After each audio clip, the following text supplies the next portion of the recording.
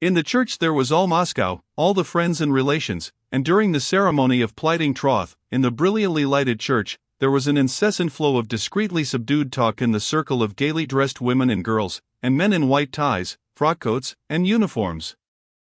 The talk was principally kept up by the men, while the women were absorbed in watching every detail of the ceremony, which always means so much to them.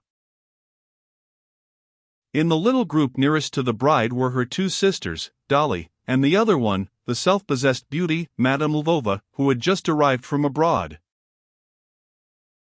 "Why is it Marie's in lilac, as bad as black, at a wedding?" said Madame Korsunskaya.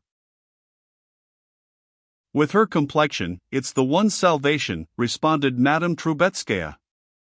"I wonder why they had the wedding in the evening. It's like shop people. So much prettier." "I was married in the evening too," answered Madame Korsunskaya, and she sighed, remembering how charming she had been that day, and how absurdly in love her husband was, and how different it all was now. "They say if anyone's best man more than 10 times, he'll never be married. I wanted to be for the 10th time, but the post was taken," said Count Sinyavin to the pretty Princess Charskaya, who had designs on him. Princess Charskaya only answered with a smile. She looked at Kitty, thinking how and when she would stand with Count Sinyavin in Kitty's place, and how she would remind him then of his joke today. Shcherbatsky told the old maid of honor, Madame Nikolaeva, that he meant to put the crown on Kitty's chignon for luck. "She ought not to have worn a chignon," answered Madame Nikolaeva, who had long ago made up her mind that if the elderly widower she was angling for married her, the wedding should be of the simplest. "I don't like such grandeur." Sergei Ivanovitch was talking to Darya Dmitrievna, jestingly assuring her that the custom of going away after the wedding was becoming common because newly married people always felt a little ashamed of themselves. "Your brother may feel proud of himself. She's a marvel of sweetness. I believe you're envious." "Oh, I've got over that, Darya Dmitrievna," he answered, and a melancholy and serious expression suddenly came over his face. Stepan Arkadyevitch was telling his sister-in-law his joke about divorce. "The wreath wants setting straight," she answered, not hearing him. "What a pity she's lost her looks so," Countess Nordston said to Madame Lvova. "Still he's not worth her little finger, is he?" "Oh, I like him so, not because he's my future beau-frere," answered Madame Lvova.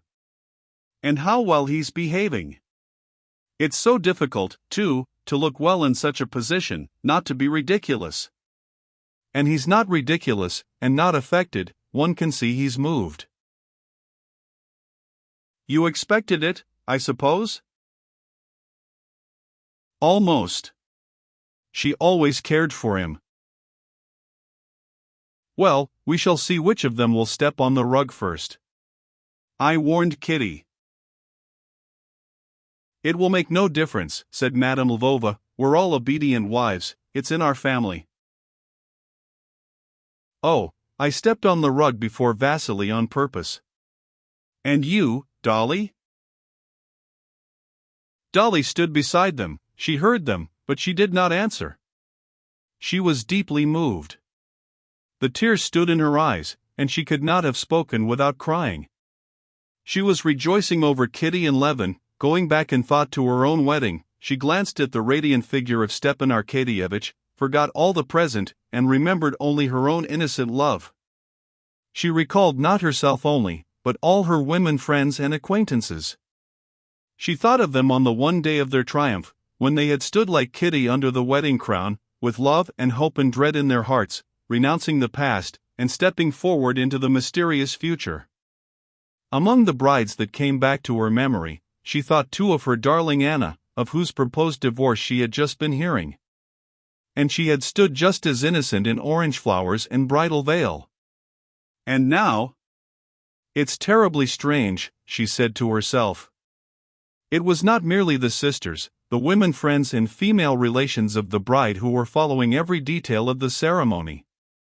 Women who were quite strangers, mere spectators, were watching it excitedly, holding their breath, in fear of losing a single movement or expression of the bride and bridegroom, and angrily not answering, often not hearing, the remarks of the callous man, who kept making joking or irrelevant observations.